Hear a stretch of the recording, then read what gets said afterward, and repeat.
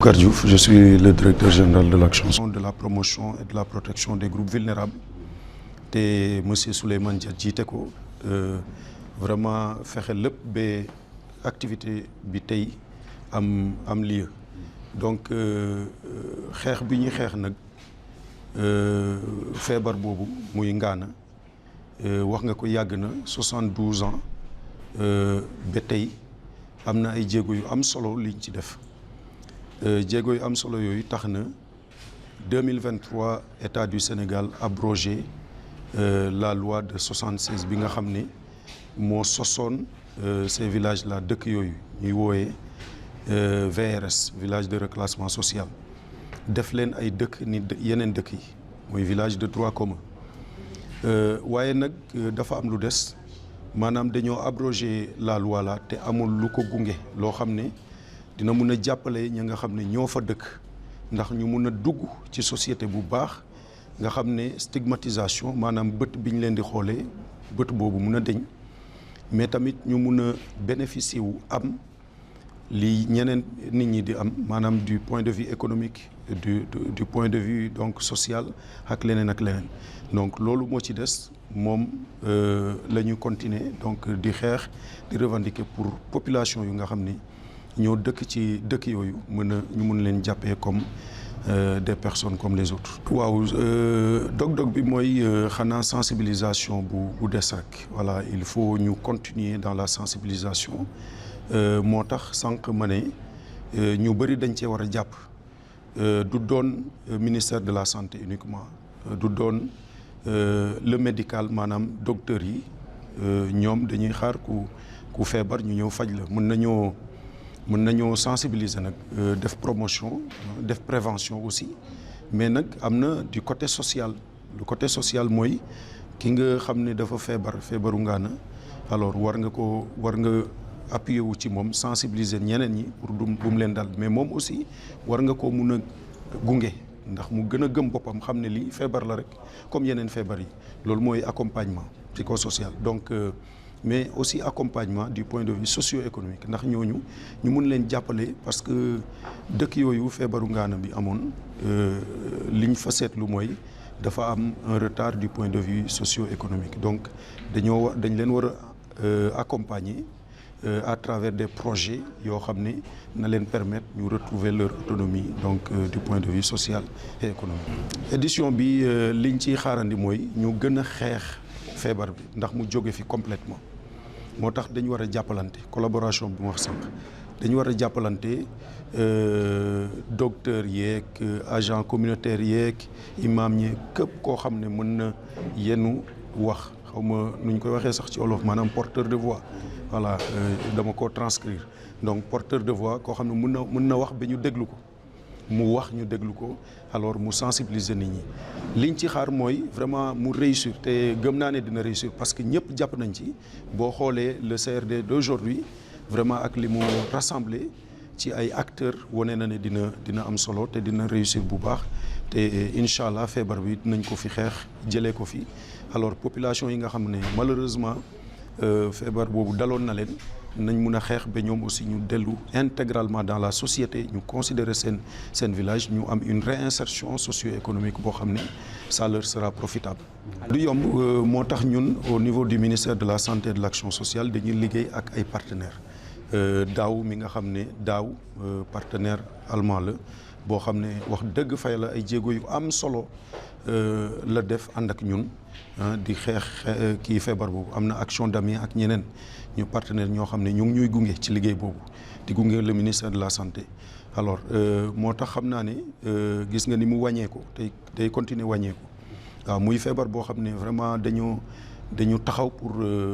def ci suñu doole kemtalay kattan pour vraiment mu jóge fi. am na consultation médicale gratuite donc deux jours avant dépistage voilà gratuit du moins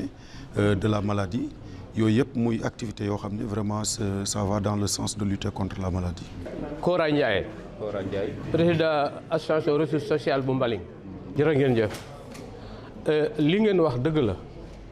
yàlla na yàlla jàppale leen ci xeex bi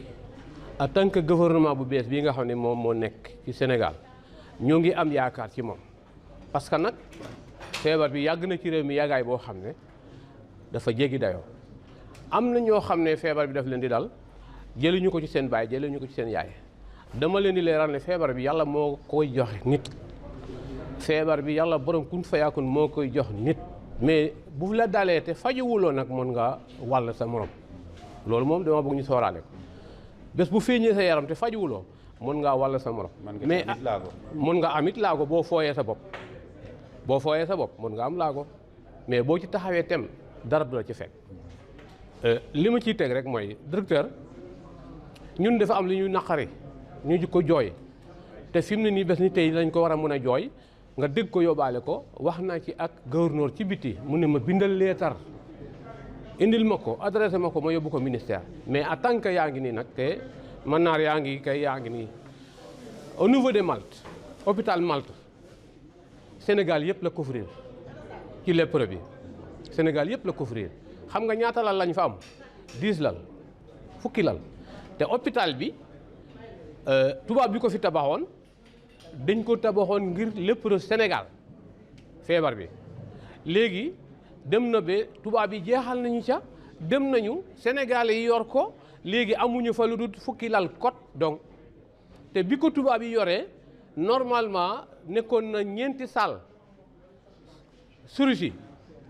2 salles la woon saalu jigéen yi saalu góor ñi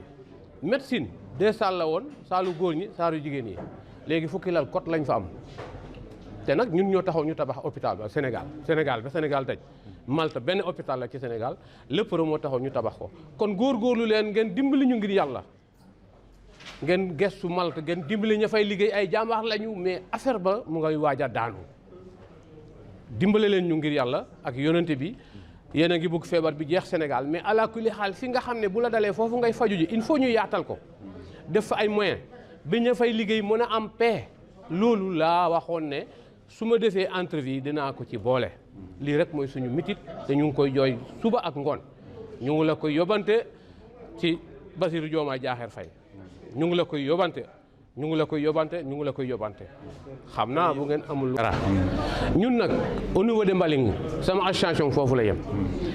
dimbali ñi nga xam ne amuñu doole dimbali ñi nga xam ne dañuy doog a feebar wax naa fii ci sama parole ne am na malade boo xam ne dafa toog këram yaramam souffrir ma def benn occasion dem ci moom waxtaan ak moom ba mu woon mu wax ma boppam dimanche ba set lundi ma yóbbu ko ci dispensaire suñu gox ma ne infirmier bi nekk foofu ma ne ko xoolal ma kii mu xool ko ne dama lay envoyé Mbour Tefes kooku mooy ingénieur bi war a seet sa yaram normal kooku dem kooku feebar bi parce que commencé woon naa taba tànkam yaram yi dafa xees mais xeesaayu yaram yi ñun engin malade su ma la gisoon tey feebar bi ne ci yow baat waat naa ne su ma la ne jàkk ma ne la yow demal faju ji boo demee faju ji nga am pro dama leen ne docteur yi d'accord kayit la ñu yor di bind mais engin malade daf koo dund xam ni mu lay dikkee xam ni mu lay jàppee loolu moo tax dañ leen a war a sooraale ci affaire bi bu ñu bëggee affaire bi gaaw fee jógee damay gis soxna si yàlla bu mu am ci moom doomam am neneen nu mu mel du ko nangoo wax parce que ay moromam mais ma gis ko ma ne ah sama yaay xale bii yóbbu ko dispensaire ñu xool ko ci suuf dina ko yóbbu mais buñ ko bàyyee ak sagoom rek xale bi fa lay nekk ba commencé yàqu mu doog di jooy di nga yóbbu amatul njëriñ te loolu ancien malade moo ko mën a gis ci kër gi avant muy dem te di docteur dispensaire rek la mën a gis mais ki dëkk ak moom ci kër gi nga ne ci kër gi yaakaar naa ne lépp lu ne ci xale bii ci dëkk bii may daje ak moom ñaari yoon danaa leen wax ne kii lii moo nekk ak moom yóbbu leen ko ñu xool ko loolu dañ ñu koo sant grâce à Cissé mii effort bu ne mu ngi koy def directeur effort bu ne mu ngi koy def Cissé effort bu ne mu ngi koy def parce que dund na ko ndax presque suñu njaboot la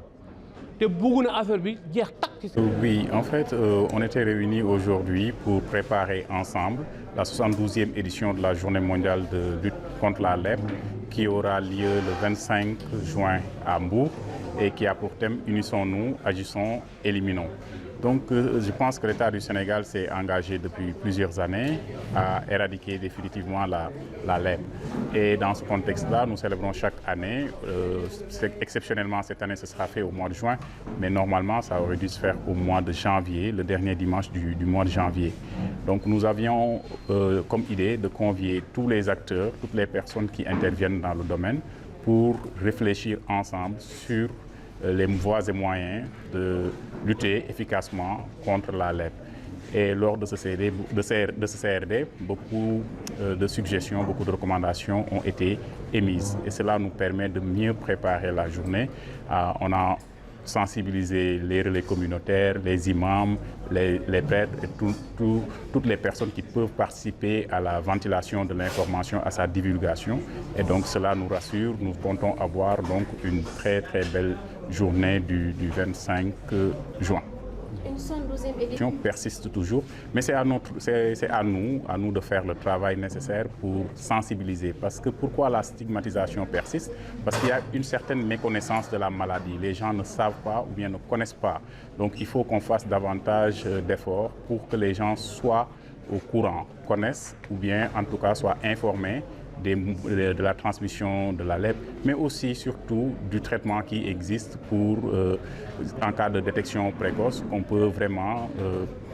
soigner la maladie. Donc pour toutes ces choses-là, il faut vraiment un plus large travail de sensibilisation, de communication, mais de présence aussi sur le terrain. Il faut que les relais communautaires, que le personnel de la santé, le personnel soignant, que toutes les personnes qui interviennent dans le processus puissent tenir un langage clair, expliquer, expliciter toutes les dispositions et donner les bonnes informations par rapport à la maladie. Ils auront l'accompagnement de l'État. L'État du Sénégal a fait beaucoup d'efforts dans ce sens-là. Le premier, en tout cas le plus marquant, c'est l'abrogation de la loi 76-06 qui a été abrogée et vraiment ça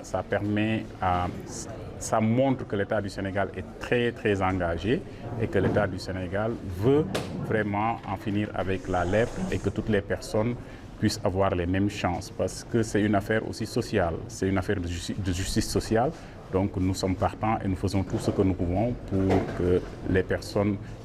qui souffrent de cette maladie puissent être totalement intégrées dans la société, puissent avoir les mêmes droits, les mêmes chances et vivre décemment dans la société sénégalaise.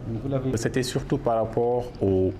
nom des villages. Je disais qu'il y avait deux possibilités. D'abord, il fallait qu'on les prenne en compte. Il y a la possibilité où les populations qui habitent dans ces villages-là décident de garder le nom, c'est-à-dire qu'ils assument plus ou moins, ils assument leur histoire et disent que nous ne voulons pas changer, nous voulons garder notre nom. Dans ce cas de figure-là, il n'y a vraiment pas de problème. L'État est prêt à les accompagner dans ça. Aussi, il y a la possibilité de dire que nous voulons prendre un nouveau départ, nous voulons changer de nom et nous départir de cette histoire-là. Dans ce cas de figure aussi, j'ai indiqué les démarches à suivre, se rapprocher des autorités et d'un commun accord, trouver un nouveau nom. Donc tout ça, ce sont des discussions, c'est dans le dialogue qu'on peut avoir, qu'on peut atteindre ces objectifs-là. Donc j'ai précisé qu'il fallait que les populations s'entretiennent avec les autorités locales et après les autorités administratives afin d'être en conformité avec la loi.